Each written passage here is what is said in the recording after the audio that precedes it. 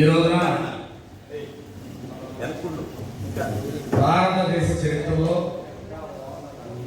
అన్ని వర్గాలకు ప్రాతినిధ్యం ఇస్తూ ప్రజల వద్దకు పాలన, సమాజమే దేవాలయం, ప్రజలే దేవుడు అనే నినాదాన్ని ఇచ్చిన అన్న నందమూరి తారక రామారావు గారి యొక్క జన్మదినోత్సవం నిన్నటి నుంచి వర్చువల్గా జరుగుతున్న మహానాడు కార్యక్రమాలన్నీ కూడా చాలా ఘనంగా జరుగుతుంది. ప్రతి రాజకీయ పార్టీలు కూడా అనేక సిద్ధాంతాల పేర్లు చెబుతూ రాజకీయాలకు వస్తాయి. కానీ అన్న నందమూరి తారక రామారావు గారు ఆ రోజున్న కాంగ్రెస్ పార్టీ యొక్క నియంత్రిత విధానాల మీద తెలుగు వారికి ఎక్కడా కూడా మద్రాసీలనే పేరు తప్ప తెలుగు వారిని ఉచ్చరించేవాడు కాదు. అలాగే సమాజంలో పార్లమెంట్ కానీ, ఎమ్మెల్యేలుగా కానీ, మంత్రులుగా కానీ కొన్ని వర్గాలకు మాత్రమే ప్రాతినిధ్యం ఉండే పరిస్థితి. ఆ పరిస్థితిని పక్కన పెట్టి పార్టీ పెట్టిన అంతకాలంలోనే భారతదేశ చరిత్రలో ఆంధ్రప్రదేశ్ చరిత్రను తిరగరాసిన మహానుభావుడు నందమూరి తారక రామారావు గారికి ముందుగా అందరూ ధన్యవాదాలు తెలుపుకుంటూ, అలాగే తమ్ముడు పొద్దునుంచి 20 ఫోన్లు కొట్టాడు. నా గోపాలరావు పడుతుంటే అది సక్సెస్ గోపాలరావు గారికి, అలాగే సత్యనారాయణ గారికి, మన రాంబాబు గారికి ప్రజా పేరు నాయకులు రావాల్సిన అవసరం. అన్న నందమూరి తారక రామారావు గారు పార్టీ పెట్టినప్పుడు పరిస్థితి కీలకమైన శాఖలు కొంతమందికి ఉండే పరిస్థితుల్లో స్త్రీలకి ఆస్తి హక్కుతో పాటు అట్టడుగు వర్గాలకి చక్కటి ప్రాతినిధ్యం అన్న నందమూరి తారక రామారావు గారు ఆ రోజు పెట్టిన తర్వాత చంద్రబాబు నాయుడు గారి నాయకత్వంలో తెలుగుదేశం పార్టీ వచ్చిన తర్వాత అంతకుముందు నుంచి కూడా ప్రజల వద్దకు పాలన. గతంలో మీరు గమనించారో లేరు,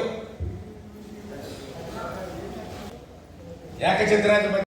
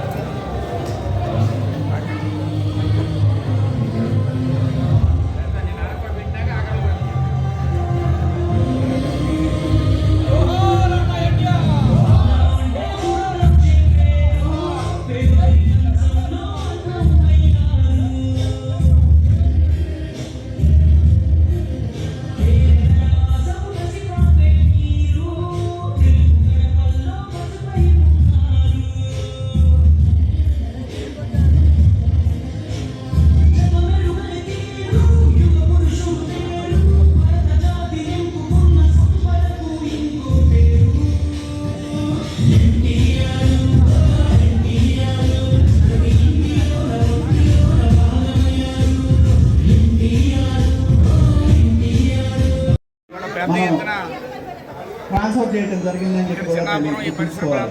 అదేవిధంగా ఇవాళ ఈ రాష్ట్రంలో 2014-19లో రైతు పంటకి గిట్టుబాటు ధర లేకపోతే మొక్కజొన్న డబ్బులు ఇచ్చాం, మిర్చి డబ్బులు ఇచ్చాం.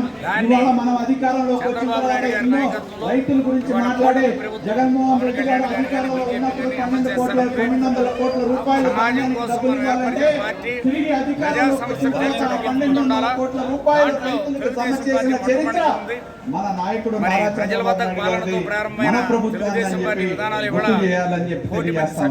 ఇవాళ ఈ రాష్ట్రంలో ఎన్నో సంఘటనలు అంతర్జాతీయ పరిస్థితులు బట్టి రైతు గిట్టుబాటు ధర లేకపోతే చంద్రబాబు నాయుడు గారు కార్యకర్తలందరికీ కూడా చంద్రబాబు నాయుడు గారు దశ నిర్ధారణ చేస్తున్నారు. ప్రజలను నిర్లక్ష్యం చేయకుండా, కార్యకర్తలు నిర్లక్ష్యం చేయకుండా ఎమ్మెల్యేలు, మంత్రులు, ఎంపీలు కూడా కష్టపడి పనిచేయాలా, కార్యకర్తల యొక్క సమస్యలతో పాటు ప్రజా సమస్యలు తీర్చాలని చెప్పి నిన్న ఆయన దశ చెప్పడం జరిగింది. ఇవాళ తెలుగుదేశం పార్టీ ఆధ్వర్యంలోనే ఈ ఆంధ్రప్రదేశ్ ఉమ్మడి కూటమి ఆధ్వర్యంలోనూ డెవలప్మెంట్ జరుగుతుంది. కాబట్టి ప్రజలందరూ కూడా తెలుగుదేశం పార్టీ ఆదరించాల్సిన అవసరం ఉంది. ఎందుకంటే చక్కటి సిద్ధాంతాలతో ఏర్పడటమే కాకుండా సమసమాజ స్థాపన ఎప్పుడు కూడా అన్ని వర్గాలకి ప్రాతినిధ్యం ఉండి అట్టడుగు వర్గాలు కూడా ఈ పార్టీ మందనే పరిస్థితి ఇవాళ తెలుగుదేశం పార్టీలో ఉంది. దాన్ని ఇంకా మెరుగైన పద్ధతిలో చేస్తానని నిన్న చంద్రబాబు నాయుడు గారు మహానాడు సందర్భంగా కూడా చెప్పడం జరిగింది. ప్రజలందరూ కూడా తెలుగుదేశం పార్టీని అలాగే కూటమి ప్రభుత్వాన్ని ఆదరించవలసిందిగా కోరుకుంటూ మీ వద్ద సెలవు తీసుకుంటున్నాం. జై హింద్.